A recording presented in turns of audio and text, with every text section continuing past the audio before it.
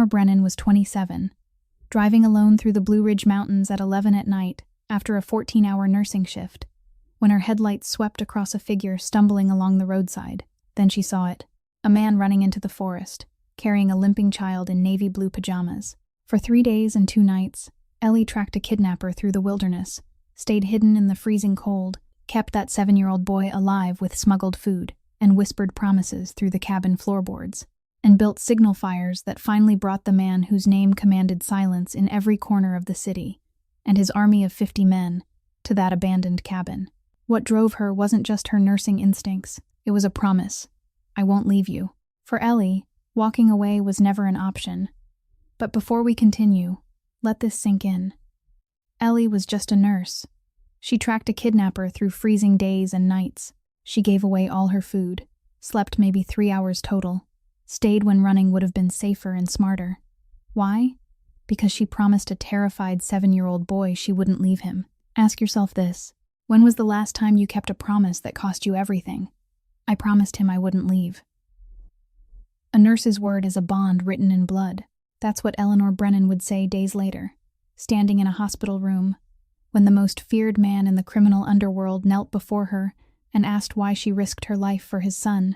But on that cold October night, at 11:19, she didn't know whose child she was saving. She only knew what she saw. And what she saw wasn't right. Subscribe and hit that notification bell so you don't miss what happens next. Share this story with someone who needs to believe in ordinary heroes. And if you've ever kept a promise when breaking it would have been easier, drop a comment below. Ellie slammed the brakes, her hands clamped around the steering wheel so hard her knuckles went white. She quickly steered the car off the asphalt, hiding it behind a thick cluster of pines on the shoulder before shifting into park. She switched off the headlights, and darkness crashed down like a black curtain. In that moment, all she could hear was the heavy thud of her own heartbeat and the quick, ragged sound of her breathing. What had she just seen? A man, an unconscious child. Navy blue pajamas, one sock missing, left behind on the road somewhere. Ellie stepped out of the car, and the cold October air hit her face like a slap. She shivered, partly from the chill, partly from what she'd just witnessed. 14 hours. She had spent the entire day on her feet at the clinic. Her feet ached, her eyes burned from lack of sleep. And at home, her mother was lying in a sickbed, waiting for Ellie to come back so she could change the bandages and give her medicine. Ellie should have driven on. She knew that. She pulled out her phone, hoping she could call 911, but the screen flashed the message she knew too well and hated on sight. No signal. That was the Blue Ridge for you. She'd grown up here. She knew it by heart. She'd have to drive at least 20 more minutes before she'd find reception. 20 minutes. Plus the time it'd take to explain to the police, plus the time it'd take for them to believe an exhausted nurse telling them about what she saw in the woods at night. It could take hours, and in those hours, what would happen to that child? Ellie stared into the night forest where the man had disappeared. The darkness was thick as ink. Not a sound. Reason told her to get back in the car. Drive on. Find a signal. Call the police. That was the safe choice. That was the sensible choice. But the image of the child kept looping through her mind, an arm hanging limp, a head tipped back, a single white sock dropped somewhere along the road, and the way the man had carried him. Not like a father carrying his child, but like someone hauling away a prize. That wasn't how a father carried a child. Ellie knew that. She'd seen every kind of parent rushing a child into an emergency room, worried, panicked, gentle, careful, but never like that. Never running into the woods close to midnight with an unconscious child in his arms. Ellie opened the trunk and pulled out the nurse's bag she always kept with her. Inside was a small flashlight, the kind she used to check a patient's pupils. A few protein bars she'd meant to eat on the drive home but had been too tired to touch. A half-finished bottle of water, and an old Zippo lighter, a keepsake from when she still smoked 3 years ago. She looked at those things. Nothing to defend herself with. Nothing to face a man who could be a dangerous criminal. But she did have something many people didn't. She knew these woods. Ellie had grown up in the Blue Ridge Mountains, and before her father walked out when she was 8, it bought her everything she needed to know to survive in the forest. How to read direction from the moss on a tree trunk. How to find a water source. Which roots could be eaten. And most of all, how to move at night without making a sound. That was the only thing her father had left behind. Not love, not protection, just knowledge, cold and practical, just like the man himself. Ellie had hated those lessons once, hated being dragged out of bed at 5 a.m. to learn how to set a rabbit snare, hated being left alone in the woods and forced to find her own way home, hated everything that had anything to do with the man who'd abandoned her and her mother without a single explanation. But tonight, for the first time in her life, she was grateful for those lessons. Ellie clicked on the flashlight and switched it to red light mode. Red light didn't give away your position in the dark, didn't destroy your night vision, a trick her father had taught her, a trick she'd never imagined she'd need. She looked into the night forest one more time. Her heart hammered, her hands trembled a little, but her feet had already moved. The first step, then the second, then the third. Ellie Brennan walked into the darkness, leaving safety behind. She didn't know what she was walking into. She didn't know who that man was. She didn't know if the child was still alive.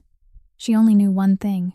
She couldn't drive away, couldn't pretend she hadn't seen anything, couldn't live with herself if tomorrow she read the news that a child had been found dead in the woods, and she had been the only person who could have done something and had chosen to keep driving. She was a nurse. She'd sworn to save lives. And tonight, she was going to keep that oath.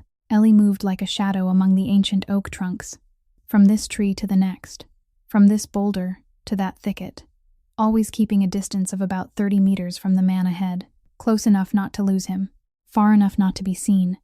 She stepped on soft earth layered with rotting leaves, avoiding dry branches that could snap underfoot with a sharp crack. Every footfall was calculated. Every breath was restrained. This was what her father had taught her.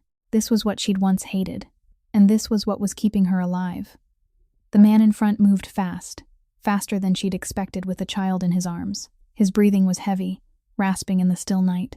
Now and then he stopped and looked back, as if he could feel someone watching him. Each time, Ellie slipped deeper into the dark, becoming part of the forest, motionless as a tree stump. Then it happened.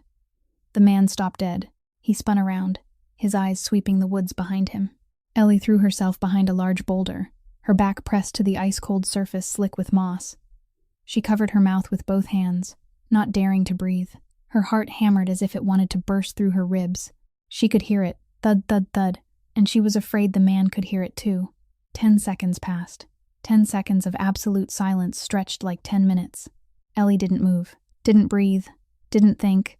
She simply existed, part of the stone, part of the night. Then she heard the man's voice, muttering to himself. Just a deer. Footsteps sounded again, fading into the distance. Ellie let out a shaking breath she didn't know she'd been holding for how long. Her hands trembled, her legs trembled, her whole body trembled. But she still rose, still kept following. They pushed through the woods for nearly 90 minutes, about 2 miles of night forest, over jagged mountain slopes, across dry stream beds, through thorny brush that tore the legs of her scrubs. Ellie didn't know how much longer she could keep going. Her feet throbbed from the weight of the long day. Her stomach growled with hunger. Her eyes stung from sleeplessness and from strain. But she didn't stop. She couldn't stop. Then the forest suddenly opened into a small clearing, and the cabin appeared in front of her. It sat there like a ghost in the night. Old wooden walls, rotten and pocked with termite scars. A rusted tin roof, punched through in places. Windows with no glass. Only empty wooden frames staring into the darkness like the eye sockets of a skull. No one had lived here in years, maybe decades. It was the perfect place to hide someone. Perfect for doing things you didn't want anyone to know about. Ellie noticed one important detail. The cabin was built on uneven ground, which left the underside of it fairly high, about 1/2 meter, high enough for a person to lie beneath it without being seen. She stored that away. The man stopped at the cabin door and kicked it hard. The rotten door flew open with a horrifying creak. He stepped inside with the child still limp in his arms. The door closed behind him. Ellie quickly found a place to watch. She moved toward a decaying log about 20 meters from the cabin, where wild brush would conceal her but still give her a clear line of sight to the empty front window frame. She lay flat against the ground, slowed her breathing, and waited. From here, she could see into the cabin through the window with no glass. A weak light began to flicker inside. Maybe an oil lamp or a candle. And there were shadows moving. Ellie had found the place where the child was being held. She'd followed the kidnapper all the way to his lair. Now what? She had no gun, no knife, no phone to call for help. She had only a flashlight, a few protein bars, a bottle of water, and a lighter. She was only an exhausted nurse in a freezing night forest. But she was the only person who knew where the child was, and she wasn't going to leave. Not now. Not when she'd come this far. Ellie lay there in the dark, her eyes locked on the cabin, and waited for the kidnapper's next move. She needed to know more, needed to understand what was happening, needed to find a way to save the child, even if she didn't know how. Not yet. A weak yellow light began to spread inside the cabin. The man had lit an old oil lamp and hung it from a rusted hook in the ceiling. The light danced across the rotting wooden walls, throwing strange black shadows that hopped and jerked like ghosts. From her place behind the decayed log, Ellie could see everything clearly through the empty window frame. She watched the man set the child down on the wooden floor, and for the first time, she saw the victim of this abduction in full. It was a little boy, about 7 years old, black hair, pale skin, an angel's face even in unconsciousness. He wore navy blue pajamas printed with small rockets, the kind of sleepwear any child would love. One sock had been lost somewhere along the way, leaving a tiny foot exposed, white with cold. But the detail that made Ellie's heart tighten was what the boy still clutched in his hand, even while unconscious. A navy blue teddy bear, old and worn, clearly loved for many years. Even in a mindless state, the boy didn't let go of that bear, as if it were the last thread tying him to safety, to family, to the ordinary world he'd just been ripped away from. Ellie swallowed hard, trying to hold back the surge rising in her chest. She'd seen plenty of children in the emergency room, children hurt in accidents, children sick beyond what should be possible, children dying, but she'd never seen a child in a situation like this. Kidnapped, carried deep into the woods, completely helpless. Then the boy began to stir. His head turned slightly, his fingers curled, tightening around the teddy bear. He was waking up, his eyes opened, dazed and confused. For the first few seconds, he looked around as if he couldn't understand where he was. Then, awareness crashed down, and fear appeared in those young eyes. So raw and so painful, Ellie had to bite her lip to keep from crying out. But what happened next was what froze Ellie completely. The boy opened his mouth, his voice small and trembling, and he said, "Uncle Warren, where am I? I want to go back to my dad, Uncle." The boy was calling the man Uncle. Ellie's blood ran cold. This wasn't a stranger. Not some random criminal snatching children off the road. This was family. This was kin. And that made everything 100 times worse, because strangers kidnapped children for money, for dark purposes you could at least imagine. But a relative kidnapping his own nephew, that could only come from one place. Hatred, deep, personal, and more dangerous than anything else. The man, Warren, didn't answer the boy's question. He only walked silently to a corner of the cabin and pulled out a coil of rope from his backpack. Then he turned back, grabbed the boy by the arm, and yanked him to his feet. The boy screamed from pain and terror. "You're hurting me. I want to go home. I want my dad." Warren said nothing. He dragged the boy to the only wooden chair in the cabin, an old, crooked chair that looked like it could collapse at any moment. He shoved the boy down, then began to tie him. Rope wrapped around his small torso, binding him to the chair, while his wrists were tied tightly together in front of him. The boy cried louder. "It hurts, Uncle! It hurts!" Then the rope circled his ankles, binding them to the chair legs. Now the boy couldn't move, couldn't run, couldn't do anything except sit there and cry. And Warren still didn't speak. He only took a piece of cloth from his jacket pocket and stuffed it into the boy's mouth. The boy's sobs were strangled down to muffled, desperate sounds. In the struggle, the teddy bear slipped from the boy's hand and rolled across the wooden floor, coming to rest a few inches from his feet. The boy looked down at the bear with eyes full of tears, but he couldn't reach it, couldn't do anything, could only watch his one friend lying there, just out of reach. Ellie clenched her fists until her nails cut into her palms. She could feel warm blood seeping out, but she didn't care. That physical pain was nothing compared to the pain in her chest. The nurse inside her was screaming, "Go in, save the child." That was what she'd been trained to do. Save lives, protect the vulnerable. Don't stand there while someone suffers. But reason said otherwise. If she rushed in now, she would die, and the boy would die too. Warren was bigger than she was. stronger than she was, and he might have a weapon. She had nothing to defend herself, nothing to fight with. If she was discovered, neither of them would survive. She had to wait, had to learn more, had to understand what was really happening here. Why would a man kidnap his own nephew? Why bring him to an abandoned cabin deep in the forest? And most of all, what did he plan to do to the boy? Ellie lay there in the darkness, her eyes locked on the window frame. She didn't know the answers yet. Not yet, but she would find out. She had to. Because the child in that cabin was depending on her. Even if he didn't know it. Even if no one knew it. Only Ellie knew where he was, and only Ellie could save him. Warren began pacing through the cabin like a beast trapped in a pen, from this corner to that one, from this window to the next. His heavy steps made the rotting floorboards groan beneath him. In his hand was a bottle of whiskey, already nearly half gone. He drank straight from it, long, greedy pulls, as if he were trying to drown something. Then he started to talk, not to the boy tied to the chair, but to himself, to the darkness, to the 12 years of resentment boiling in his gut. You don't understand, do you? Warren stopped in front of the boy, but his eyes looked through him, as if he were staring at something farther away. Your father, my perfect brother, the great Jace Sterling. He spat the name as if it were poison on his tongue. He took everything from me. Everything. The boy, Miles, could only sit there and tremble. The cloth gag kept him from speaking, from asking, from doing anything except listening. Tears ran down his cheeks, but Warren didn't care. He kept talking, his voice growing more bitter by the second. 12 years ago, I made a mistake. Just one mistake. I needed money. Who doesn't need money? I sold a little information. Nothing major. No one died. Just a few small details in exchange for some cash. Warren laughed, a sound with no joy in it at all.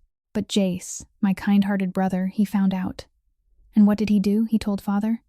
He took another long swallow, then wiped his mouth with the back of his hand.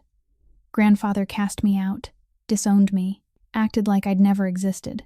12 years. You know that 12 years I lived like a stray dog in the street, while your father sat on the throne. Everything, power, money, respect, all of it belonged to Jace. And me, Warren, spread his arms, gesturing at the rotten cabin around them. I have nothing. Outside the cabin, Ellie listened to every word, and she began to understand. This wasn't a random kidnapping. This was a war between brothers. A war that had smoldered for 12 years and was finally erupting. And that innocent child, Miles, was nothing but a pawn on their board. Warren stopped abruptly. He pulled a phone from his jacket, a cheap burner people used and tossed. He stepped up to the boy, lifted the phone, and took a picture. The click in the silence sounded like a gunshot. The flash made the boy flinch, curling in on himself in the chair. Done, Warren muttered, his finger sliding across the screen.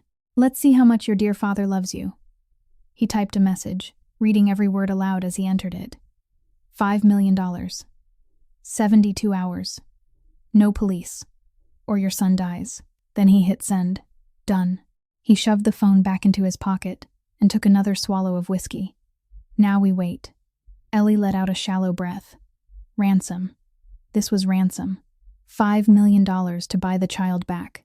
That meant if the boy's father paid, the boy would be released. That meant the boy would be safe. That meant she had 72 hours. A small, fragile hope began to rise in her chest. All she had to do was keep him alive for 72 hours. All his father had to do was pay. Everything would be all right. Then Warren dropped to his knees in front of the boy, and every shred of Ellie's hope shattered. Warren's voice lowered, almost a whisper, but clear enough for Ellie to hear through the empty window frame. Your father thinks money can save you. Warren said it slowly, each word like a bullet. He's wrong. Miles stared at his uncle, eyes wide with terror, not understanding. I'll take the money, Warren went on, his voice ice cold, and I'll still kill you. Ellie's heart stopped. No, it couldn't be. She had to have heard wrong, because money can't make up for the 12 years I lost. Warren kept talking, his voice now thick with poison. 12 years living like a sewer rat. 12 years watching my brother have everything while I had nothing. 12 years being treated like trash. He lifted a hand and smoothed the boy's hair, a fake tenderness that made Ellie want to vomit. Money can't fix that. But him losing you, his only son, The only blood left of Catherine Warren laughed, a crazed smile twisting his mouth. That will make him understand how much I've suffered. Miles began to cry harder, the sound strangled behind the gag. He understood. Even at 7 years old, he understood what his uncle had just said. Warren stood, stepped away, and drank again. 72 hours, he said, cold and final. Whether your father pays or not, you're not going home. This cabin's been abandoned for 15 years. No one knows it exists. By the time they find it, you'll have been buried deep in the ground for a long time.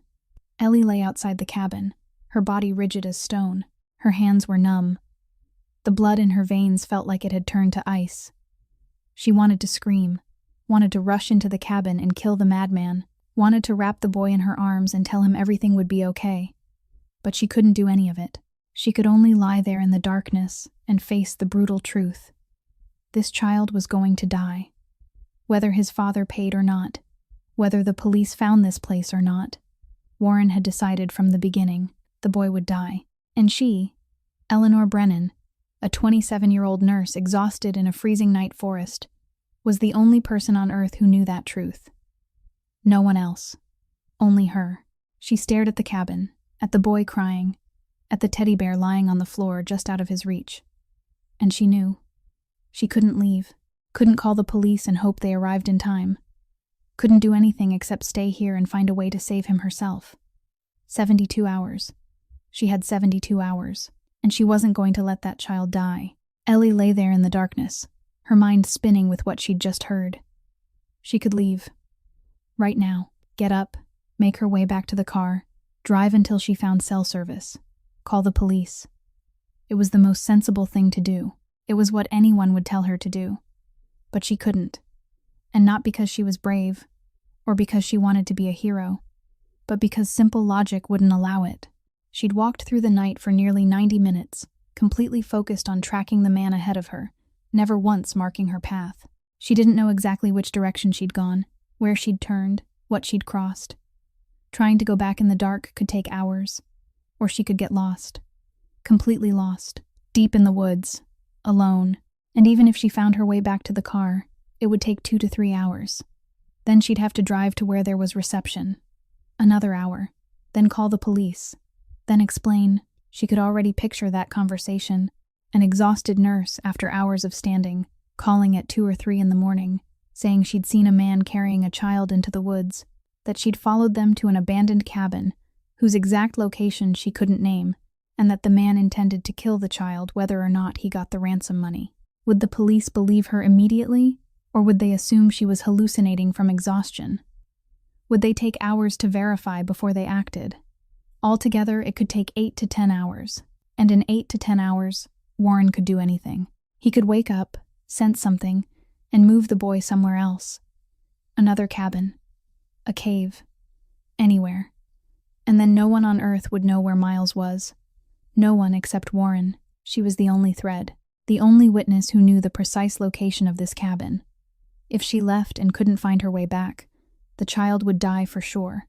Not might die, would die. Ellie closed her eyes, forcing herself to control her breathing as it rushed in her chest. She had no other choice. She had to stay, had to find a way to save the boy. Somehow. Any way she could. The sound of the cabin door opening snapped her back to the present. Warren stepped outside, the bottle still in his hand. "I'm going to check around," he called to the boy inside, his voice thick with whiskey. "Set a few traps. Don't you even think about running?" Then he vanished into the darkness, his heavy footsteps fading away. Ellie waited. 1 minute. 2. Warren's footsteps disappeared completely into the night forest. This was her chance. She moved fast but silent, crawling from behind the rotting log toward the cabin. She remembered the important detail she'd noted earlier. The underside of the cabin was high, about 1/2 meter, because it had been built on uneven ground, high enough for a person to lie beneath it. She slipped under the cabin, feeling the cold, damp earth against her stomach. The smell of mildew and rotten wood filled her nose. But she didn't care. She crawled forward, searching in the dark until she found it, a gap between the floorboards, wide enough to look up, wide enough to speak through. She pressed her face to the crack and looked up, and she saw the boy. Miles, sitting there in the chair, wrists tied, mouth gagged, eyes swollen red from crying. He looked so small, so fragile. 7 years old. Only 7. And already facing something this terrible. "Hey, kid," Ellie whispered, her voice as light as breath. Miles flinched, his eyes going wide with terror as he looked down at the floor.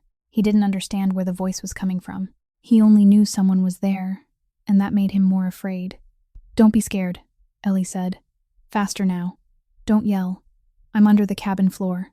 I'm here to help you." Miles stared down at the crack, and his eyes met Ellie's, green and warm, looking up from the darkness below. For the first time since he'd been taken, the boy saw something that wasn't fear. Hope. "What's your name?" Ellie asked, keeping her voice steady and gentle, the way she spoke to frightened children in the emergency room. Miles." His voice shook behind the cloth gag, muffled but still understandable. "Miles, my name's Ellie. I'm a nurse. I saw your uncle bring you here, and I'm going to find a way to get you out." Tears slid down the boy's cheeks again. "Uncle Warren wants to kill me," he sobbed, his voice breaking. "I heard him say it. I'm going to die." Ellie swallowed. She knew she shouldn't promise what she wasn't sure she could deliver. That was a rule she'd learned in nursing school. Don't promise the impossible. Don't create false hope. But looking into the boy's terrified eyes through the crack in the floor, looking at the small hands straining toward the teddy bear lying just out of reach, looking at a 7-year-old who believed he was going to die, Ellie couldn't say anything else. "Miles, listen to me," she said, her voice firmer than she felt. "I promise you, I won't leave you. No matter what happens, I'll be here. Do you trust me?" Miles looked at her, at the green eyes peering up through the floorboards. Then he nodded, slowly, but for certain. "Now you have to pretend nothing's happening," Ellie went on. "When your uncle comes back, don't look down at the floor. Don't let him know I'm here. I'll be right underneath. Do you understand?" Miles nodded again. Then his gaze shifted to the teddy bear on the floor, a few inches from his feet but out of reach of his bound hands. "Captain," he whispered, his voice full of longing. Ellie understood. She reached through the crack, her fingers brushing the wood above as she searched. Then she found the teddy bear. She nudged it, little by little, until it rolled toward Miles's feet. The boy used his foot to push it up, then bent down and used his teeth to pull it into his lap. He clutched it tight, like he was holding the whole world. "Captain's going to stay with you," Ellie whispered. "And so am I. I promise." 20 minutes after Warren hit send, more than 50 miles away, Jace Sterling's phone began to vibrate. The Sterling estate sat on a hill overlooking the valley, a massive piece of architecture built with the money and blood of 3 generations. Inside his private study, Jace Sterling sat behind an old oak desk, reviewing business reports from his operations. 36 years old, standing at 6'2" with black hair cut short and neat. His gaze was unyielding, carrying the weight of a man who had seen too much. A faint scar ran from his left temple down to his cheekbone, a souvenir from a failed assassination attempt 5 years earlier, when some fool thought he could take the life of the boss of the Sterling Underworld empire. That fool was now under 3 meters of earth, and Jace was still here, still controlling everything on the East Coast, still the name the entire Underworld treated with caution. The phone vibrated. An unknown number. Jace frowned, but he opened the message anyway, and his world collapsed. On the screen was a picture of Miles, his son, his only child. The last blood Catherine had left him before she was gone. Miles was tied to a wooden chair. A cloth gagged his mouth. His eyes were swollen red from crying. "Captain," lay at his feet like a taunt. Beneath the picture was the message. $5 million. 72 hours. No police, or your son dies. Jace stood there, motionless as stone. He didn't scream. He didn't smash anything. He didn't do any of the things an ordinary man would do when he learned his child had been taken. Because Jace Sterling wasn't ordinary.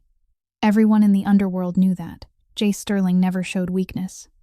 Never let an enemy see a soft spot. Never. But Conrad Thorne saw it. Conrad, Jace's right hand for 15 years. The man who'd walked through hell with him and come back, stood in the corner of the room and saw what no one else saw. Jace's hand trembled slightly. Just a little. Almost imperceptible. But Conrad noticed.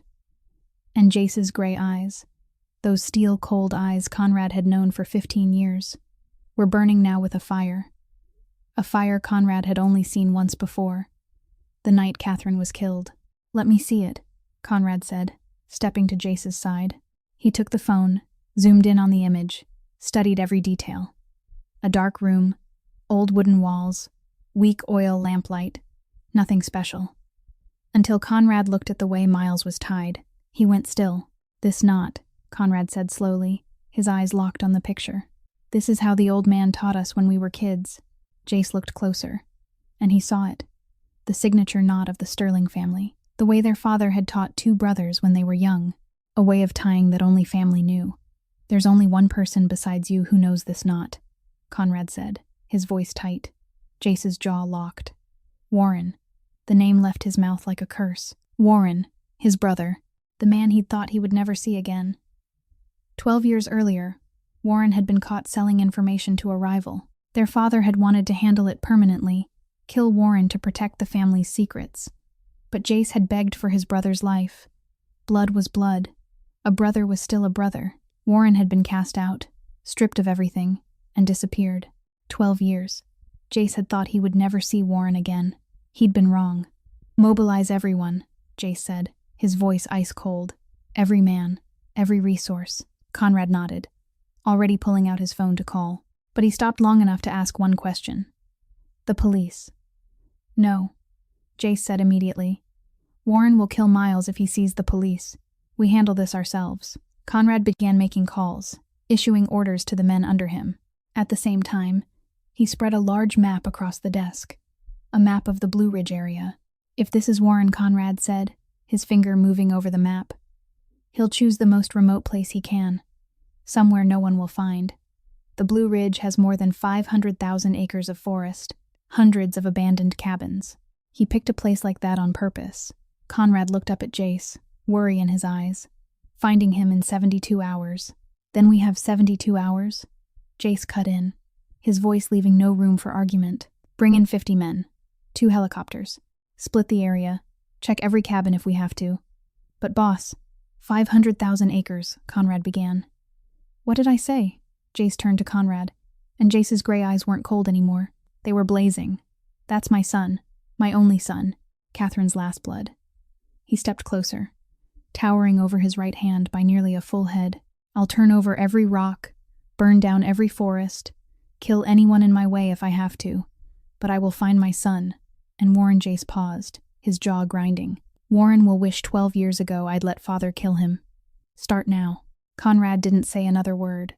He only nodded and moved. The race against time had begun. 72 hours. And the clock was counting down. Heavy footsteps sounded from the direction of the trees, and Ellie quickly curled tighter beneath the cabin, holding her breath. Warren was coming back. He shoved the cabin door open and staggered inside with the unsteady gait of a man who'd had too much to drink. Ellie could hear him check on Miles, mutter a few words that didn't make sense, then the groan of wood as he sat down in a corner of the room. A bottle cap popped. Whiskey glugged into his mouth. Then Warren started talking, his speech thick and bitter.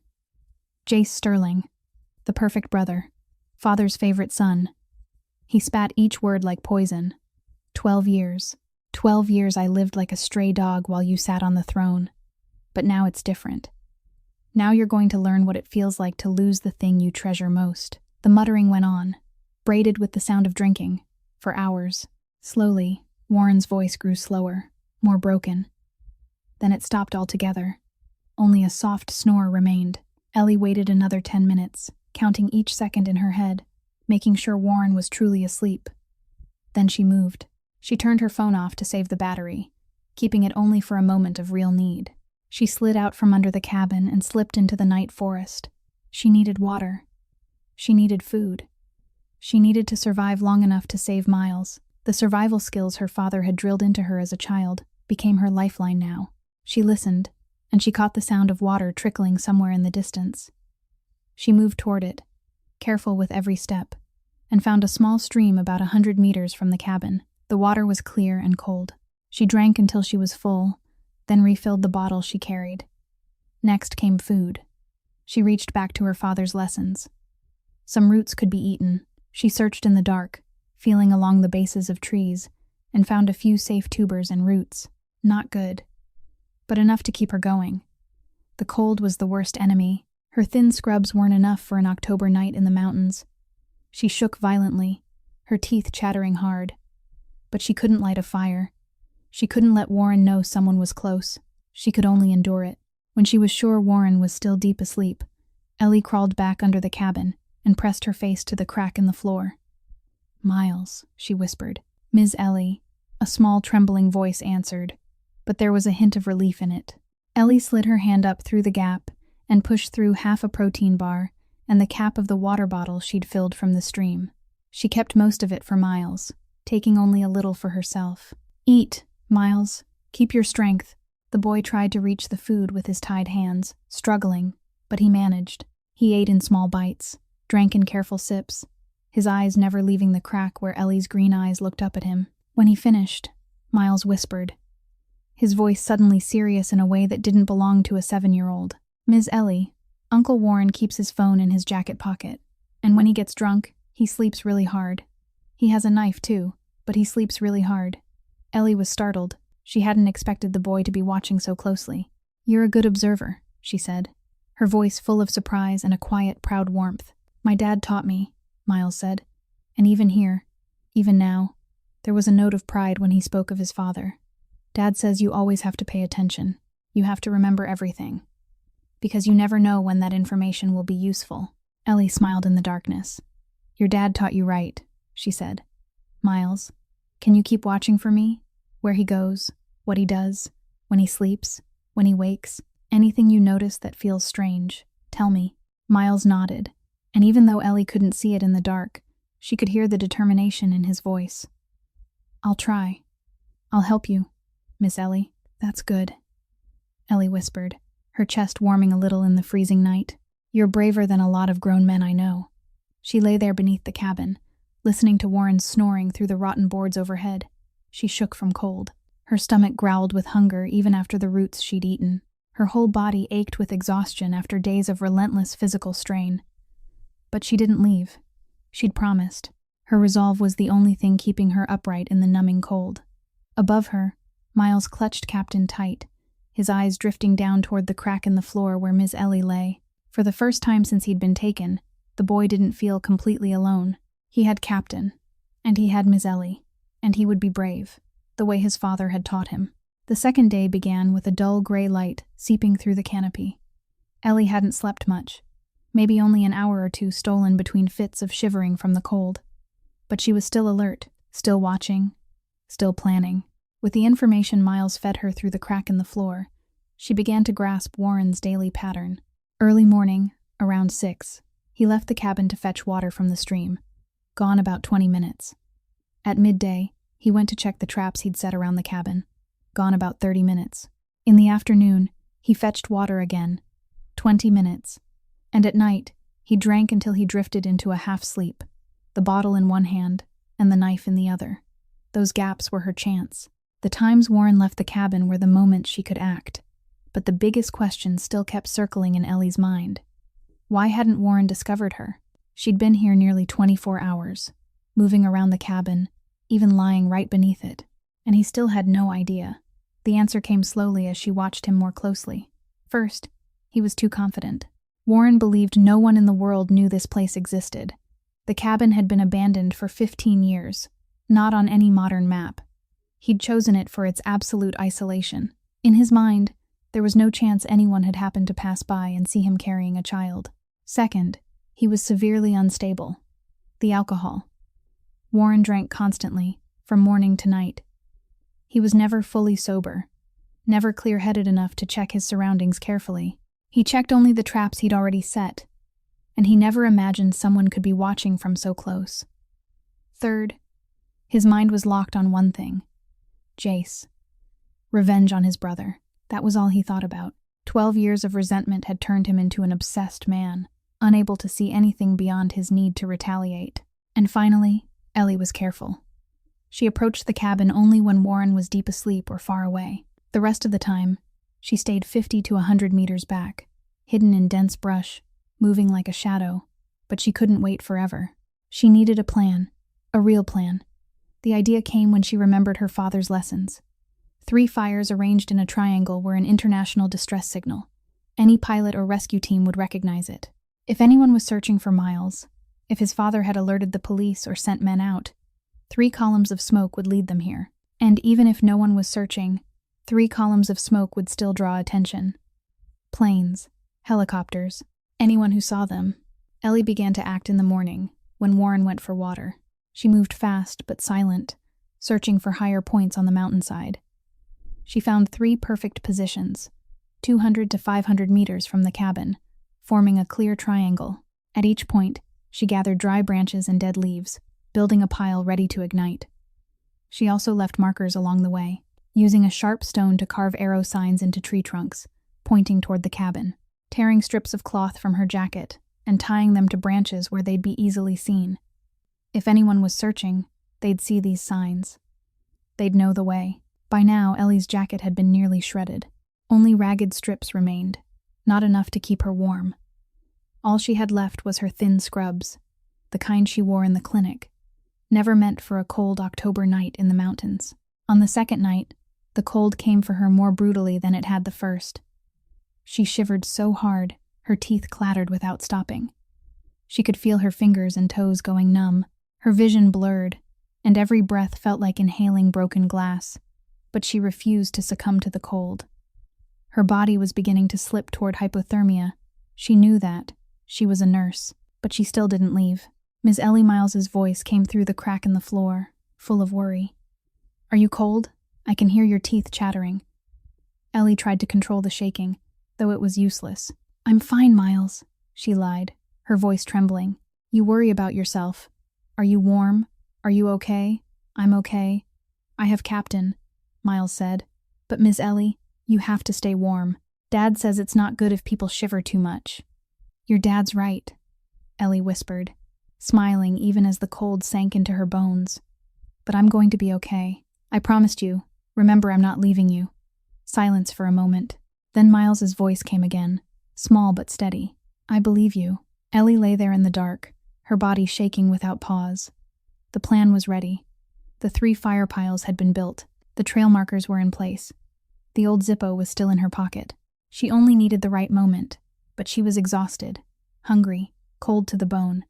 She didn't know how much longer she could endure it, but she would, because she'd promised. While Ellie was shivering beneath the cabin in the freezing night, 50 of Jace Sterling's men were spreading through the Blue Ridge region like an army. 2 helicopters swept overhead, their searchlights punching holes through the darkness, hunting for any sign of life in an endless sea of green. But 500,000 acres of forest was too big to find a single small cabin, too big to find a 7-year-old child, too big to find hope. The first 24 hours passed with nothing to show for it. Then the first lead appeared. One of Jace's men, a tracker named Marco, found an old car parked at an abandoned gas station 15 miles from the Blue Ridge. The car was coated in dust, clearly left there for at least a day. Marco reported over the radio, excitement in his voice for the first time after hours of fruitless searching. "The car is registered under a fake name, but I recognize the alias.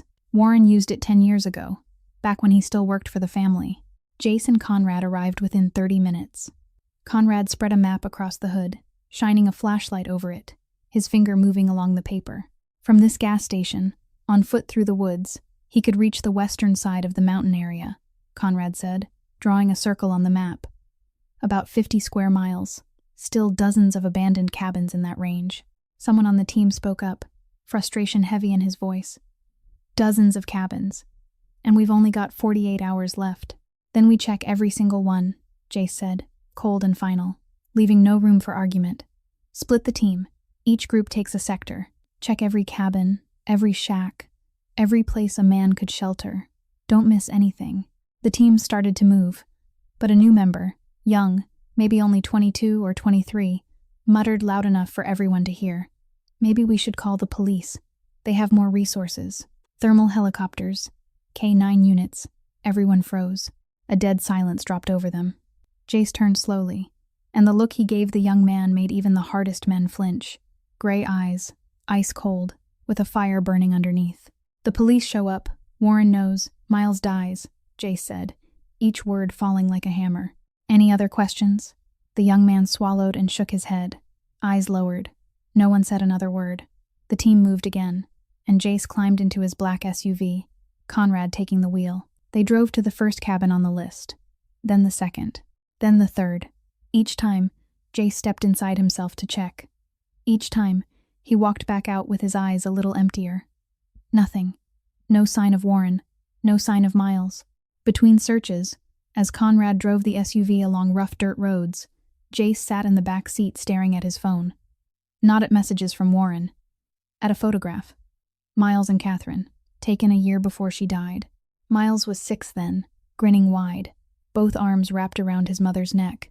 Catherine looked into the camera, her eyes bright with happiness, never knowing that 1 year later she would die in a car crash Jace had always suspected was not an accident. "I promised I'd protect him," Jace whispered to the picture, his voice gone rough. "I promised you." He remembered the night Catherine lay in the hospital bed, the last hours before she slipped away, her hand in his, weak but still trying to squeeze. "Keep him safe," she'd whispered, her voice breaking. "That's the only thing I need." Jace had promised. He'd promised he would protect Miles with his life.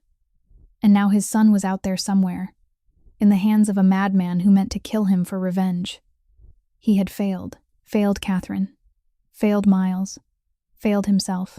Conrad glanced in the rearview mirror, saw Jace's face, and decided to break the silence. "We're going to find the boy, boss," Conrad said, sounding more certain than he truly felt. Jace didn't answer right away. He stared out the window into the night, blanketing the Blue Ridge forest. 12 years ago, I spared Warren because he was my brother," Jace said, his voice low and distant. "I thought it was mercy. Father wanted him dead, but I begged for his life. I thought I was doing the right thing." Conrad stayed quiet, waiting. Jace looked back down at the photo on his phone, at his son's face. "Now I know it was the biggest mistake of my life." The SUV kept cutting through the night toward the next cabin on the list. The clock was still counting down. 48 hours. And Jace Sterling was more desperate than he had ever been. The second night fell over the Blue Ridge like a black curtain, and inside the cabin, Warren Sterling was losing control. He stared at the burner phone, waiting for a reply from Jace. But there was nothing. Not a single word. Not one response. As if Jace were ignoring him completely. As if Jace's son wasn't worth answering a message. Warren threw the phone to the floor, then picked it up, then threw it down again. He finished his third bottle of whiskey, paced the cabin like a wild animal trapped in a cage. His heavy steps made the wooden floor tremble. "He thinks he can look down on me," Warren roared, his voice cracked with madness. "He thinks I'm joking. Me, his brother, the one he shoved out into the street like a dog. He thinks I won't do it." He kicked an empty chair into the wall, punched the rotten planks until his hand bled, spat curses and filthy words. 12 years of resentment bursting loose, impossible to contain. Ellie lay beneath the cabin, her heart pounding as if it wanted to explode. She could hear everything above her, the footsteps, the blows, the shouting, and she knew something terrible was coming. Then Warren stopped. He looked at Miles, curled on the chair, eyes raw from crying and lack of sleep. "You want me to prove I'm serious," Jace Warren muttered, his voice suddenly calm in a way that was frightening. "Fine, I'll show you." He strode to Miles, cut the rope that held him to the chair, then grabbed the boy by the collar and yanked him to his feet. Miles screamed from pain and fear, but Warren didn't care. He pulled out the phone, turned on the camera, then pressed the knife close to Miles's throat, not touching, but close enough for the steel to flash in the oil lamp light. "Listen to me," Jace Warren shouted into the camera, his eyes bloodshot from whiskey and hate. 48 hours left. You don't pay, you'll never see your son again. You hear me? Never." Then he turned to Miles, his voice like thunder. "Say it. Tell your father." Miles shook so hard he could barely stand. Tears ran down his cheeks, mixed with snot. He tried to open his mouth, tried to speak, but terror squeezed his throat shut. Dad," his voice came out thin, broken. "I'm scared. I want to go home. Dad, please save me." Warren ended the video by shoving Miles hard. The boy hit the wooden floor, groaning in pain. Captain, the teddy bear, flew out of his grasp, rolled a few feet, and stopped in a corner of the cabin, out of reach. Warren hit send, then tossed the phone aside, turning back to a new bottle. He sat in the corner, drank, muttered, and slowly sank into another drunken fog. Miles lay on the floor, his hands still tied behind his back. He stared toward Captain, The only teddy bear. His only friend. The last thread connecting him to normal life. He tried to crawl toward it, using his elbows and knees, but the ropes made moving almost impossible. He tried. He tried with everything he had, but Captain stayed there, a few feet away, out of reach. The boy stopped, exhausted, and began to cry. Not screaming now, a quiet, hopeless sob, the sound of a child who had lost everything. Ellie saw it all from beneath the cabin. She covered her mouth with both hands so she wouldn't scream. Tears ran down her cheeks and fell onto the cold ground beneath her. Every cell in her body was screaming. Go up there. Take the knife from him. Hold the child. Do something. Anything. But she knew. If she showed herself now, Warren would kill Miles immediately. No hesitation. No thought. She had no weapon. No way to win against a drunk man with a knife in his hand. If she was discovered, they would both die. So she lay there, waiting, and crying in silence. Then she heard snoring. Warren had fallen asleep. The chance was there. Ellie moved at once, crawling to the crack in the floor closest to where Captain lay. She reached up through the gap, her fingers brushing the boards above. She couldn't reach Miles. The boy was too far, but she could reach Captain. The teddy bear was within her reach. She nudged it gently, little by little, inch by inch, toward Miles, slowly, patiently, until the teddy bear touched the small hand tied behind the boy's back. Miles grabbed Captain like he was grabbing life itself. He nudged the teddy bear closer with his knees, resting his cheek against it on the cold floor, then looked down toward the crack, and he saw the familiar green eyes looking up. Ellie whispered, almost soundless, only loud enough for Miles to hear. I'm right here, Miles. I'm staying with you. Hold on a little longer. I promise. Miles nodded, tears still falling, but something else was in his eyes now. Hope. Small, fragile, but hope. Ellie lay back beneath the cabin, her heart still racing. She had watched Warren unravel. She had seen the knife at Miles's throat. She knew he was growing more unstable, more dangerous, more unpredictable by the hour. She couldn't wait any longer. Tomorrow, she had to act. Jace was sitting in the SUV, having just finished checking the 15th cabin on the list with nothing to show for it, when his phone vibrated. Warren's number. But it wasn't a text. It was a video. Conrad, at the wheel, glanced over at Jace with worry in his eyes. Boss Jace didn't answer. He opened the video, and his world collapsed again. On the small screen, Miles was crying.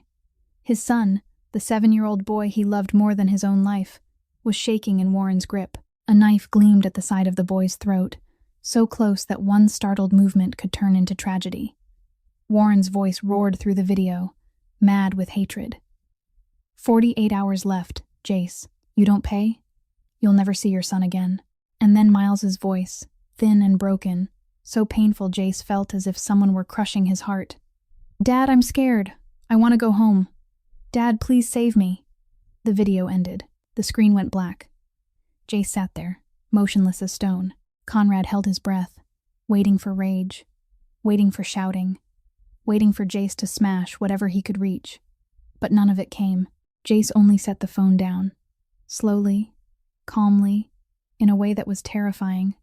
His hand clenched on his thigh, clenched until his knuckles went bone white. Silence stretched. 1 second, 2, 10. Then Jace spoke, his voice so low it was almost a whisper, but so cold Conrad felt a chill even inside the warm vehicle. Find my son, and bring Warren to me. Conrad nodded. Then he asked, carefully, alive or dead? Alive, Jace said, without a flicker of hesitation. Conrad was surprised. He'd expected Jace to want Warren dead, to want him to die in pain, slow, in Jace's own hands. But alive? Death is too fast. It's mercy, Jace said, as if he could read Conrad's thoughts. Warren doesn't get mercy. Conrad didn't ask anything else. He didn't need to. He'd been at Jace's side long enough to know what waited for Warren when they found him. There were things far worse than death. Jace picked up the phone and replayed the video. This time, he didn't look at Miles. Didn't look at Warren. He looked at the details around them. Oil lamp light, Jace said, eyes scanning frame by frame. No electricity. Old wooden walls, gaps between the boards, an abandoned cabin. At least 10 years, maybe more. He paused the video and listened. Water. A stream. Very faint, but you can hear it in the background. There's a water source nearby. He studied the angle of the light spilling in through the window in the video. Late afternoon light, coming from the right side of the frame. West. That cabin has a west-facing window. Jace turned to Conrad. An abandoned cabin, near a stream, on the western side of the mountain area, with a west-facing window. How tight does that make it? Conrad pulled out the map, marked quickly, calculating in his head. About 20 square miles, maybe 12 to 15 cabins that fit. Then we check everyone within 48 hours, Jace said. Split the teams. 1 group per cabin. No rest. No sleep. Not until we find my son. Conrad nodded and pulled out his phone to contact the teams. Meanwhile, Jace stared out the window into the darkness covering the Blue Ridge forest. They were close. He could feel it. But 48 hours. 48 hours could be a lifetime, or it could be nothing at all. Hold on, Miles, Jace whispered to the night. Your dad is coming. Dawn on the 3rd day seeped through the treetops, tinting the eastern sky pink. Ellie lay beneath the cabin, her body stiff as a log. She couldn't feel the tips of her fingers or her toes anymore. Her lips were cracked from cold and dryness. Her body had shaken without stopping through the night. But now she didn't even have the strength to shiver. She knew what that meant. Hypothermia. If she didn't do something, she would die here, under this cabin, only a few feet from Miles and still unable to save him. Above her, she could hear Warren's heavy snoring. He was dead drunk from the night before, lying unmoving on the cabin floor, an empty bottle rolling nearby. It would probably be hours before he woke. Ellie looked up at the sky brightening through the gaps beneath the cabin. 72 hours were almost gone. If Miles's father was searching, if any rescue team was sweeping this forest, they wouldn't find this cabin in time. Not unless someone guided them. Not unless there was a signal. She remembered her father's lesson from almost 20 years earlier, when she was 8 and he still hadn't left. 3 fires in a triangle. That's the international distress signal. Any pilot, any rescue team knows it. If you're lost in the woods and you want to be found, you light 3 fires. She had already prepared 3 piles of wood on 3 high points along the mountainside the day before. Dry branches, dead leaves, ready to burn. She still had the old Zippo in her pocket. Now was the time. Ellie drew a deep breath, gathering every scrap of strength left in her exhausted body. Then she crawled out from under the cabin, rose on shaking legs, and began to run. The first point was about 200 meters north of the cabin, on a high rock outcrop. She ran through brush, over fallen trunks, not caring about the noise she made. Warren was drunk. She had time.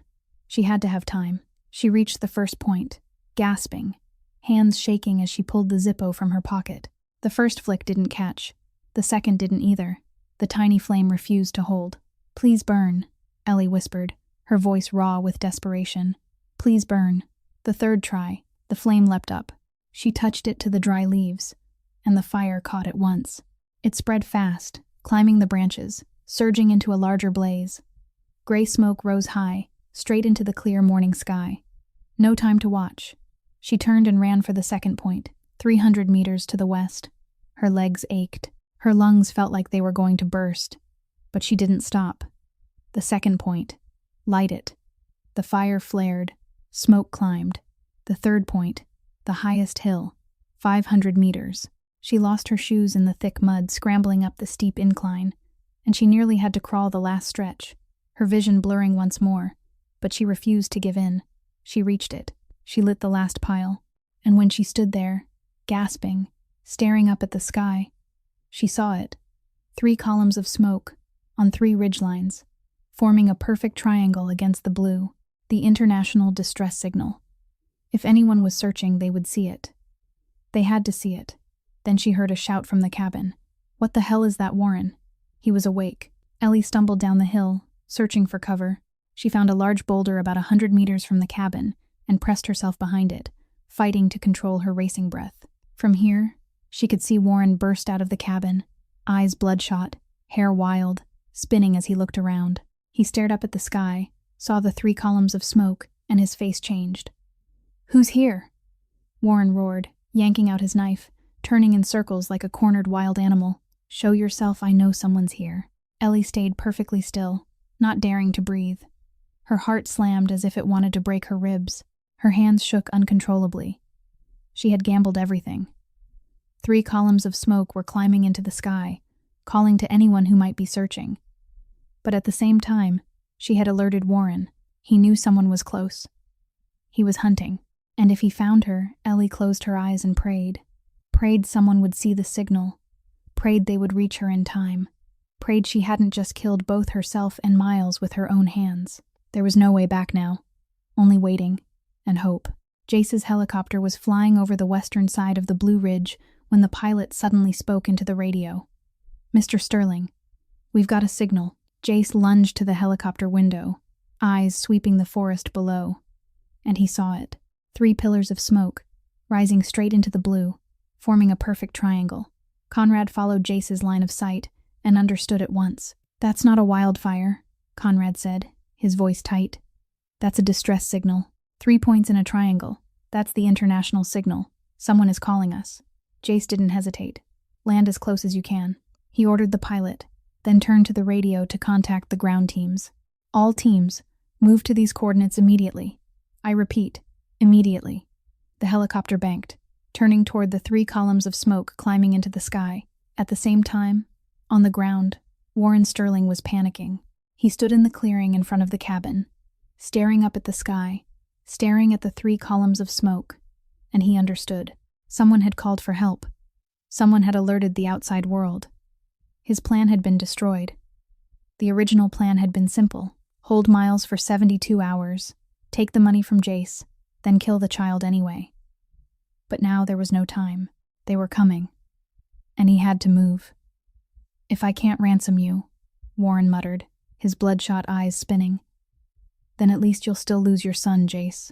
He charged into the cabin and grabbed Miles, who was curled on the floor. The knife in his hand cut the rope that tied the boy to the chair, but left Miles's hands bound behind his back. "Move," Warren snarled, yanking Miles upright and dragging him outside. "I don't want to go," Miles cried, his feet trying to stick to the ground, his arms clutching Captain even though they were tied. "I want to stay here. They're coming to save me." "Shut up." Warren slapped the side of the boy's head, not hard enough to injure, but hard enough to scare Miles into silence. "Move, or you die right here." He hauled Miles toward the deep woods, eastward, away from the cabin, away from the 3 columns of smoke, away from everything. Ellie watched it all from behind the boulder. She saw Warren drag Miles out of the cabin, saw the boy crying and begging, saw them disappear into the trees heading east, and she knew she couldn't let them go. If Warren escaped with Miles, everything she'd done would mean nothing. 3 nights without sleep, hunger, cold, nearly dying from hypothermia. All of it would mean nothing if she lost the boy now. Ellie left her hiding place and followed Warren and Miles. She kept a wider distance than before, maybe 50 meters, far enough not to be seen but close enough to keep them in sight. And as she moved, she kept leaving a trail. Her scrubs were nothing now but torn rags. She ripped the last strips away and tied them to branches along the route, 1 strip at a time, like small beacons marking a path through an endless sea of trees. 10 minutes later, Jace's team reached the cabin. Conrad and 10 men arrived first, guns in hand, moving fast but careful. They kicked the door open and rushed inside. Empty. No Warren. No Miles. Only cut rope lying on the rotting floorboards. Footprints led out the door, then vanished eastward. Conrad reported over the radio. "Cabin is empty. Target moved east. Pursuing." Then he saw it. A strip of fabric tied to a branch about 20 meters from the cabin. Conrad stepped closer and looked carefully. Scrub fabric. The kind nurses wore in hospitals. He looked farther. Another strip, 20 meters ahead. Then another, like a trail leading deep into the woods. "Someone is leaving markers." Conrad spoke into the radio, surprise sharp in his voice. "And they're guiding us. East." Jace heard it through the radio from the helicopter as it descended. Who Conrad answered. "Don't know, but they're helping us, and they're moving the same direction as Warren. Follow the trail." Jace's voice came back, hard as steel. "Follow it, and move." Conrad's team surged forward, tracking the small strips of cloth, cutting through the forest to the east. At the same time, Warren was still dragging Miles onward, unaware someone was shadowing him, and Ellie was still following, exhausted but refusing to stop, leaving strip after strip like whispers in the woods. "We're here. Follow us. Save the child." 3 forces were closing on the same point. Warren fleeing, Ellie tracking, and Jace's men gaining ground. The race against time was reaching its end. After 30 minutes of running through the forest, dragging along a child who was crying and begging, Warren stopped abruptly. There was no path ahead anymore, only open air. The edge of a cliff cut the trail off like a giant blade slicing through the earth. Below was a yawning drop, maybe hundreds of meters down. Jagged rocks jutted up from the ravine floor like the fangs of some creature waiting to swallow whatever fell. No one could survive a fall like that. Warren stood at the edge, looked down, then looked at Miles trembling beside him. And, suddenly, he laughed. A laugh that was cold and hollow and steeped in bitterness. "This is where Father used to bring the 2 of us camping," Warren said, his voice strangely calm, as if he were telling an old story to an old friend. "You know something, Miles. This is where Grandfather declared your father would inherit everything. The Sterling Empire, the money, the power, the respect, all of it." He stared into the ravine, his eyes distant. "And me, I was nothing. The spare. The shadow of the perfect brother. Grandfather didn't even look at me when he said those words. Like I didn't exist." Miles sobbed, clutching Captain in his hands bound behind his back, trying to back away from the cliff's edge. "Please, Uncle," the boy said, his voice breaking. "I didn't do anything to you. I'm just a kid. Please don't hurt me. I want to go home. I want my dad." Warren knelt and gripped Miles's chin, forcing the boy to look into his eyes. "You don't have to do anything," Warren said, his voice low and steady as wind over the cliff. "You just have to exist. You're Jace's son. His blood. The thing he loves most in the world." His eyes darkened, hatred and pain braided together. "And you not existing anymore will destroy him. The way he destroyed my life." Warren stood, grabbed Miles by the collar, and dragged him toward the edge. Miles screamed, feet clawing at the ground, fighting with all the small strength he had. But it was useless.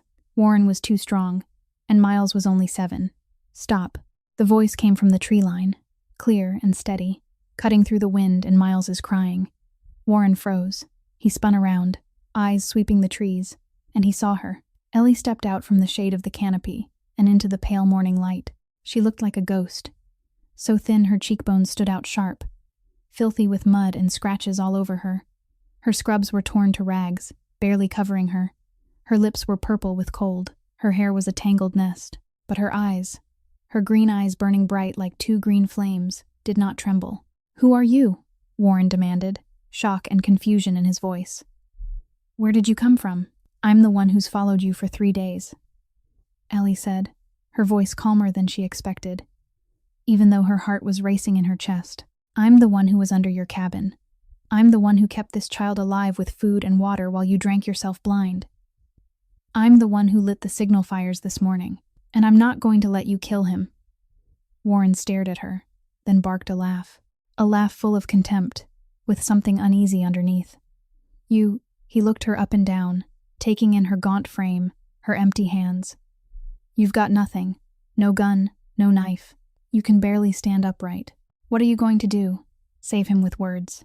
Ellie took 1 step closer. Warren raised the knife in warning, but she didn't stop. "I'm a nurse," Ellie said, her gaze locked on Warren. "I've seen enough people die to know one thing. People don't die because they don't have guns. They die because they run out of hope." She glanced at Miles, the boy staring at her with eyes full of tears and full of hope. Then she looked back at Warren. "And I'm not going to let this child lose hope. Even if you kill me right now," Miss Ellie Miles cried, his voice breaking with emotion and relief. "Miss Ellie, you came." "Stay calm, Miles," Ellie said, her voice gentle, never taking her eyes off Warren. "I told him I'd stay, and I intend to be the last thing he sees before he's safe." Warren looked at her, then at Miles, then back at her. His face shifted from shock to rage, from rage to something feral. "Enough," he roared, shoved Miles down to the ground, and came at Ellie with the knife raised high. "You want to die with him. You want to be a hero. Fine. I'll give you what you want." Ellie stood her ground, not running, not backing away. She knew she couldn't outrun him. She knew she couldn't fight him. There was only one thing she could do: buy time. Every second she stretched was a second the rescue team got closer. Every second Miles stayed alive was a second of hope, and she would fight for every one of those seconds, even if it was the last second of her life. Warren advanced on Ellie, the knife raised high, his eyes bloodshot with madness. She stepped back once, twice, knowing there was nowhere left to run. Behind her was the drop. In front of her was a murderer with a knife in his hand, and she had nothing to defend herself with. This was probably the end for her, but at least she'd tried. At least she'd kept her promise to the very last moment. Then that voice cut through the air like a blade, cold and certain. "Warren!" Everything froze. Warren stopped mid-step and snapped his head toward the tree line. Ellie looked too, and there he was, the man whose cold gaze could freeze a room. Jace Sterling stepped from the shadows of the canopy, his presence alone commanding the silence of the forest. There was no emotion on his face, only absolute certainty. The certainty of someone who'd seen hell and no longer feared anything at all. Behind him stood Conrad and 15 other men, guns in their hands, lined shoulder to shoulder like a wall of steel. Ellie understood at once. This was Jace Sterling, Miles's father, the boss of the Underworld Empire, the man Warren had hated for 12 years. "Drop the knife," Jace said, not loud, but carrying through the stillness of the morning. "Let my son go." Warren stared for a second, as if he couldn't believe what he was seeing. Then he laughed. A mad laugh, bitter and drenched in hate.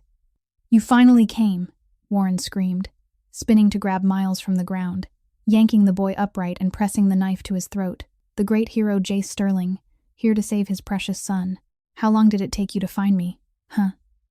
3 days. While I could have killed him at any moment."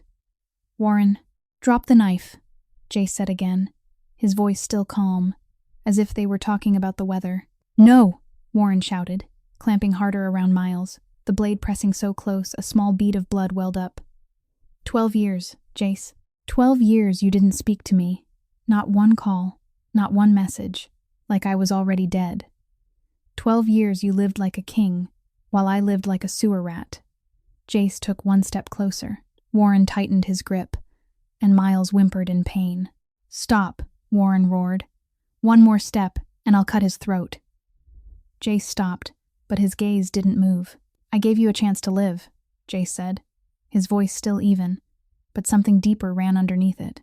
12 years ago, Father wanted you handled permanently for betrayal.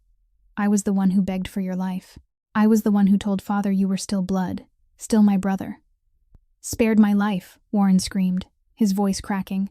"You call throwing me out, cutting me off, stripping everything from me, sparing my life. Betrayal," Jace said, his voice hardening. "You sold information to the enemy. People died because of you, Warren. Sterling loyalists, men who followed Father and followed me for years. They died because of what you sold. 3 men. 3 families lost someone because you wanted money to spend." Silence. Warren stood there, the knife still at Miles's throat, but his hand began to shake. "I just wanted to be seen." Warren's voice suddenly shrank, like the whisper of a wounded child. "Just once. Father never looked at me the way he looked at you. Never. Nothing I did was good enough. No matter how hard I tried, it was never enough next to you. I just wanted him to look at me one time. Just one time, and say I mattered too."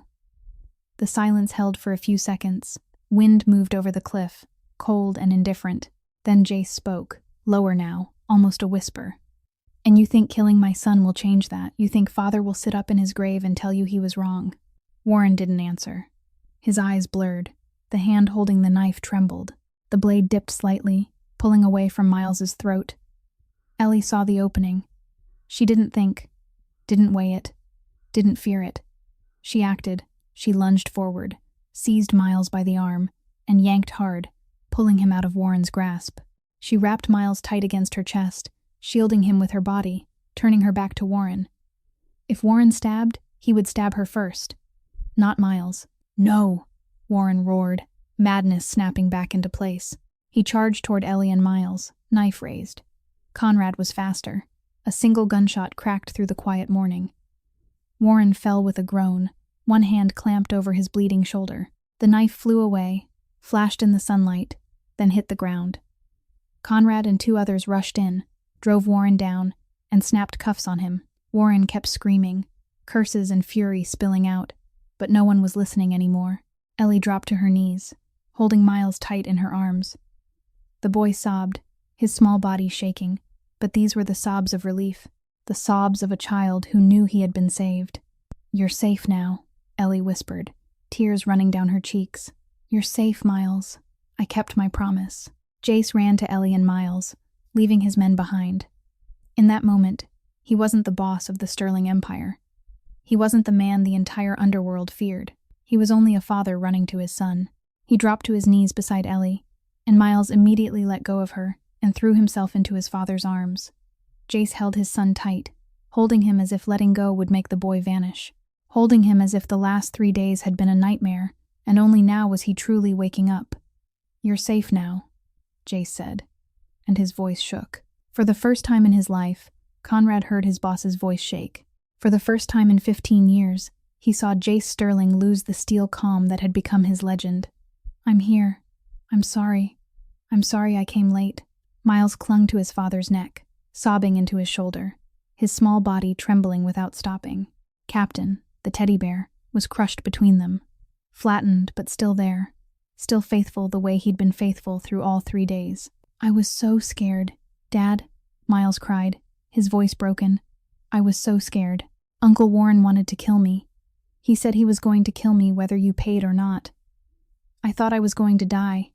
I thought I'd never see you again." "I know," Jace whispered, stroking his son's hair, his voice raw with pain. "I know, and I'm sorry. I'm sorry I didn't protect you. But you're safe now. No one can hurt you anymore. I promise." Miles lifted his head, red-rimmed eyes looking at his father. Then he turned and looked toward Ellie sitting a few steps away. "Dad, Ms. Ellie," Miles said, and his voice brightened suddenly even through the tears. "Ms. Ellie stayed with me the whole time. She was under the cabin floor. She gave me food through the crack when Uncle Warren was asleep. She talked to me so I wouldn't be scared. She pushed Captain back to me when Captain fell too far away." Miles looked at Ellie, and his gray eyes, identical to his father's, lit with something stronger than gratitude. "She promised she wouldn't leave me, Dad. And she kept her promise. 3 whole days. She didn't go anywhere. She stayed here with me." Jace lifted his head, and for the first time, he truly looked at Ellie, looked closely. She sat on the ground a few steps away, so thin her cheekbones stood out under her pale skin, filthy with mud and dead leaves stuck to her. Her scrubs were torn apart, barely even clothing anymore, smeared with grime and crisscrossed with scratches. Her lips were purple with cold. Her hair was a tangled nest. Barefoot, her shoes lost somewhere in the woods. She looked like someone who'd climbed out of hell, but her eyes, those green eyes, were still bright, not the brightness of victory or pride, the brightness of relief, of quiet satisfaction, of someone who had done what she promised she would do, even if it cost her everything. Jace stood and walked to Ellie, the most powerful mafia boss on the East Coast, the man whose name alone made the Underworld tremble. Now standing in front of an ordinary nurse, with an expression Conrad, after 15 years at Jace's side, had never seen. "Who are you?" Jace asked, his voice low and deep. Ellie looked up at him and gave a tired, honest smile. "I'm Ellie. Eleanor Brennan. Just a nurse." Jace stood there, staring at her, saying nothing. Conrad stood behind him, saying nothing either. The whole forest seemed to hold its breath, waiting. Why, Jace finally asked, his voice lower still. "You didn't know who we were. You didn't know whose son Miles was. You didn't owe us anything." He stepped closer, standing right in front of her, looking down with those deep gray eyes. "Why did you risk your life like this? 3 days in the cold woods, no sleep, no food, nearly dying of hypothermia, facing a killer with your bare hands." Why? Ellie glanced at Miles, the boy holding Captain, looking at her with eyes full of gratitude and love. Then she looked back at Jace. "Because I promised," she said, simple as if it were the most obvious answer in the world. "I promised Miles I wouldn't leave him, and I always keep my promises." Jace stood there, silent. In his world, everything had a price. Everyone had a motive. No one did anything without demanding something in return. Loyalty was bought with money. Protection was traded for power. Every action had calculation behind it. But this woman, She didn't know Miles was the son of a mafia boss. She didn't know saving him would bring her power or money or anything at all. She only saw a kidnapped child, a child who needed help, and she stayed. 72 hours.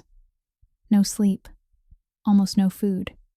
In the cold October woods, tearing her own clothes to leave markers, nearly dying of hypothermia, facing Warren with nothing while he held a knife. All for a promise she'd made to a child she'd never met, that she wouldn't leave him. Jace Sterling had lived 36 years. He had seen every kind of person. Good, bad, loyal, treacherous. But he had never met anyone like Eleanor Brennan. "Thank you," Jace said, his voice low and sincere. Simple, 2 words. But from Jace Sterling, a man who rarely thanked anyone, it was an entire world. Ellie smiled, exhausted but satisfied. "You don't have to thank me," she said. "Just get him home safe. That's all I need." 2 worlds had crossed. A mafia boss and an ordinary nurse, connected by a child and by a promise. A few hours later, at Sterling Memorial Hospital, Ellie lay in a hospital bed, her body drained, but her spirit strangely light. The doctors had checked her thoroughly. Dehydration, mild hypothermia, a scattering of scratches and bruises across her body, severe exhaustion, but nothing life-threatening. She would recover completely after a few days of rest. Miles was in the room next door, and from what Ellie had heard from the other nurses, Jace Sterling hadn't left his son's side for a moment since they arrived. He sat beside the boy's bed, holding his hand, watching him sleep, as if afraid that if he looked away for even 1 second, Miles would disappear again. Ellie had just finished showering, her hair still wet, a stark white hospital gown on her body. For the first time in 3 days, she felt clean, felt warm, felt human. A knock sounded at the door. She lifted her head and saw Jace Sterling step inside. He was still in the same black suit he'd worn in the woods, but now he looked more tired. The worry lines were still carved into his forehead. His eyes were still sharp, but there was something different in the way he looked at her. Something closer to respect. "Mr. Sterling," Ellie said, starting to sit up. "Jace," he corrected, moving closer and pulling a chair to sit beside her bed. "Call me Jace." Ellie nodded, not sure what to say. She'd never imagined she would be sitting in a hospital room having a conversation with a mafia boss. Life was strange. Silence held for a few seconds. Jace studied her, as if he were trying to understand who she was, where she'd come from, what could possibly have shaped a person like her. "Why were you there?" Jace finally asked, his voice low and serious. In the woods, near midnight, on that empty mountain road, Ellie looked down at her hands, the scratches still red against her skin. "I'd just finished a 14-hour shift at Dr. Morrison's private clinic," she said. "I was driving home." She paused, weighing whether she should keep going. Then she decided she would. He had saved her life, in a way. She owed him the truth. "My mother has cancer," she went on. "She's in treatment. I go home every night to take care of her, change her bandages, give her medication. And my brother Adam, he's addicted to gambling. He racked up $2.5 million in debt and disappeared. Left it for me to carry." She looked up and met Jace's gray gaze. "They threatened my mother.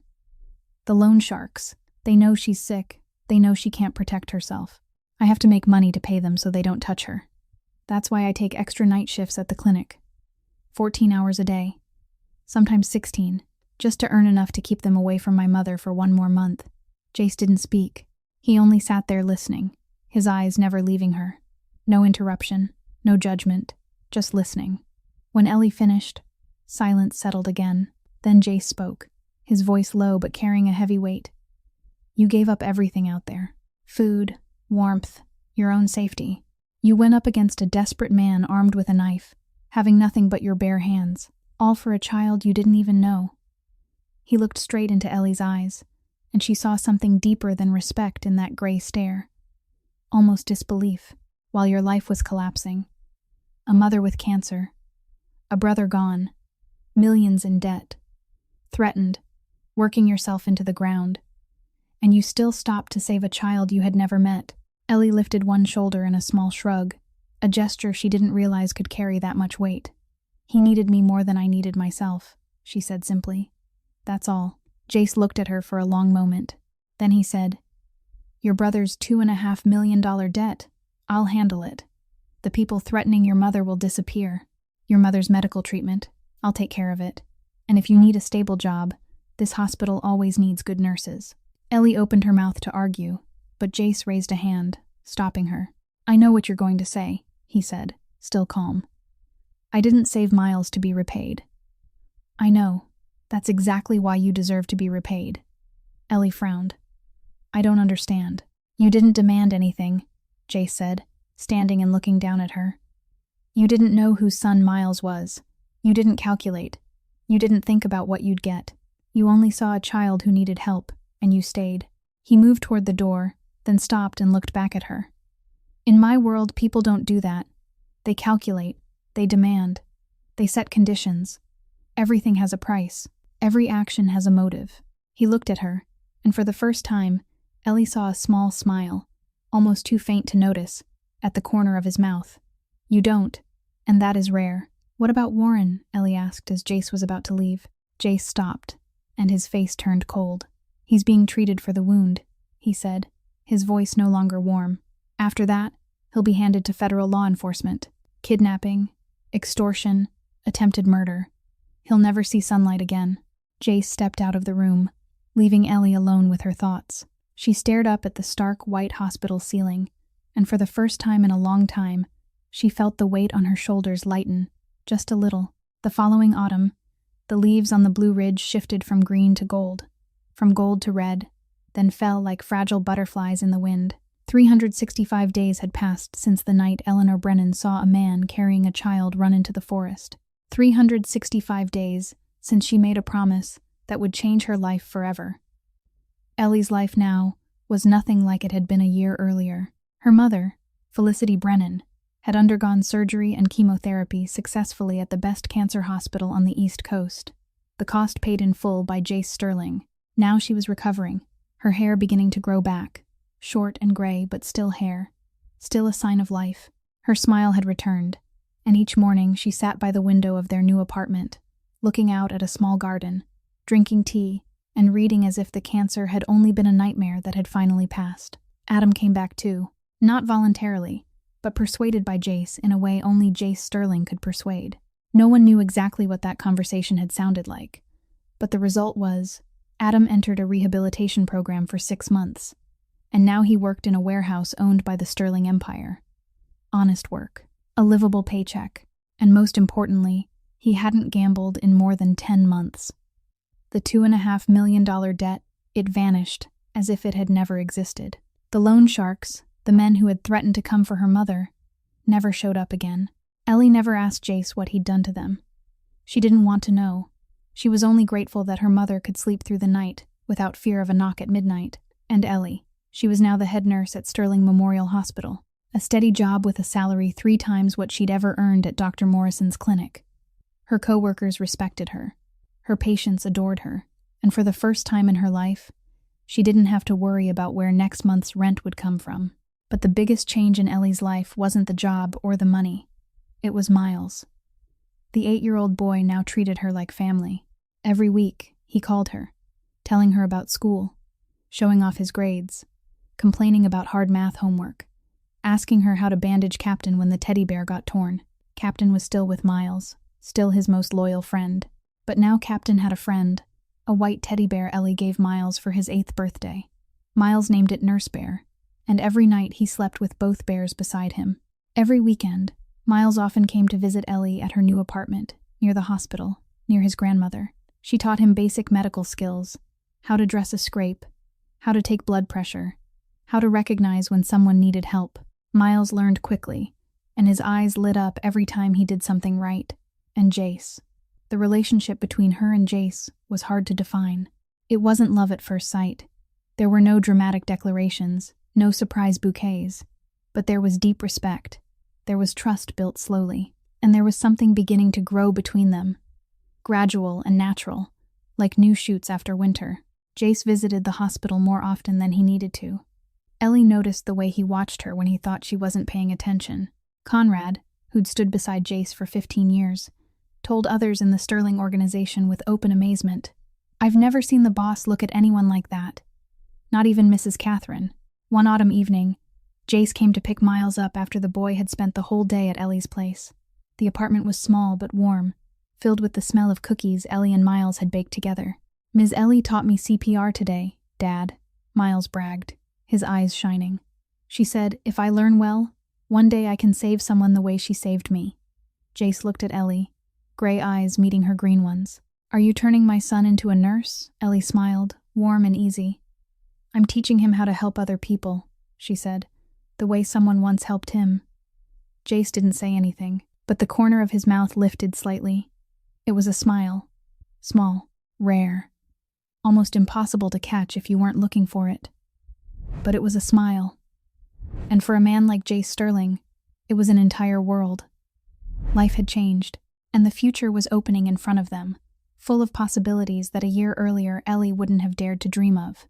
Exactly 1 year later, the same day, the same place, Jace, Miles, and Ellie stood on the hilltop where Ellie had lit the third signal fire 365 days earlier.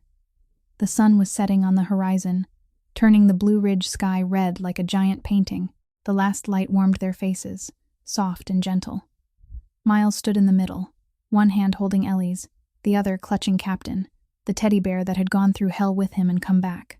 The autumn wind moved lightly, carrying the scent of dry leaves and familiar forest earth. "Miss Ellie." Miles looked up at her, gray eyes like his father's shining in the sunset. "Can I ask you something?" "What is it, sweetheart?" Ellie smiled down at the boy she'd nearly died to save. "That night," Miles said, his voice small and serious.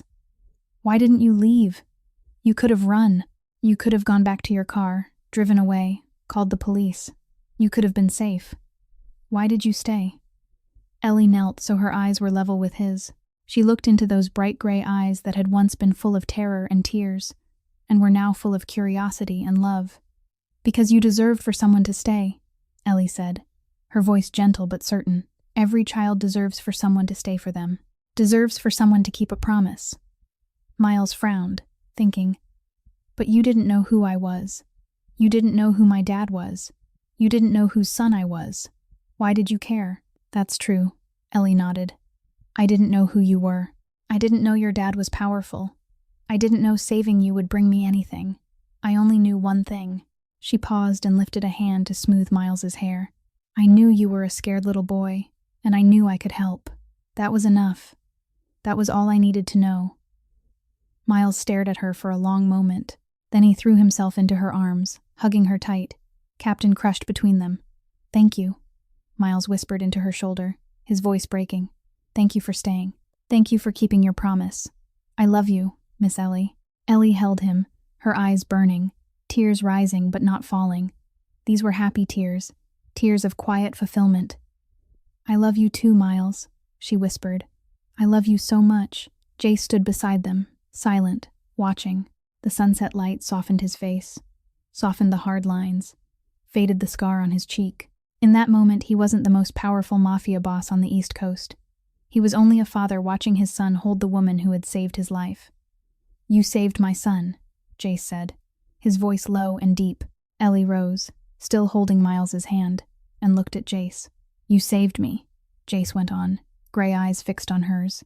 "You showed me there are still good people in this world. People who keep promises, not for personal gain, not for money or power, but simply because it's the right thing to do." He paused, as if searching for the right words. "I don't know how to thank you enough. There's nothing I can do that could repay what you did for Miles, for me." Ellie smiled, warm and sincere. "You don't need to thank me," she said. "You just need to keep your promise. Be a good father to Miles. Love him, protect him, stay with him, every day, every moment."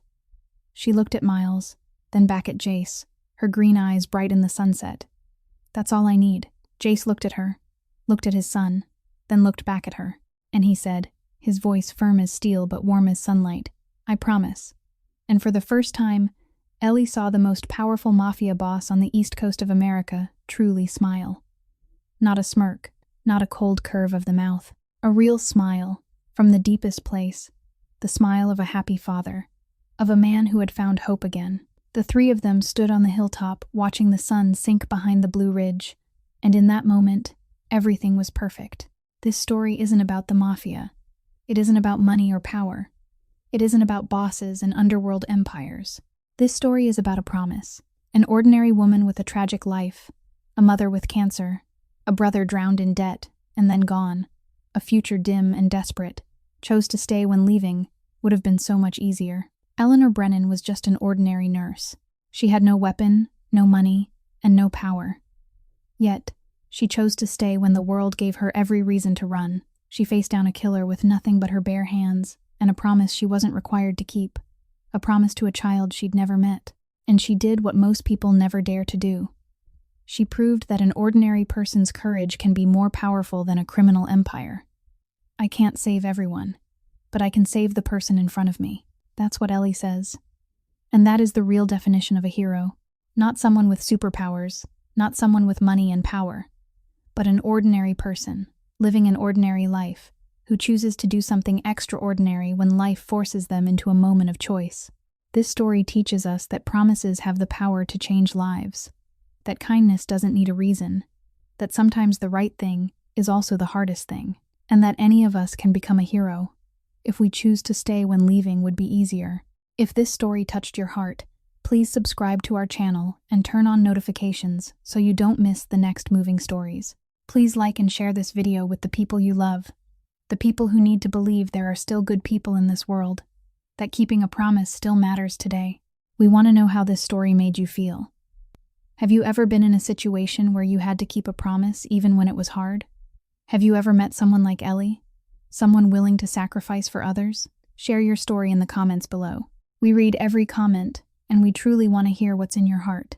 Finally, we wish everyone watching this video good health, a joyful life, peace, and happiness every day. Remember, you can be someone's hero too, if you choose to stay when they need you most. Thank you for watching. Goodbye, and we'll see you in the next video.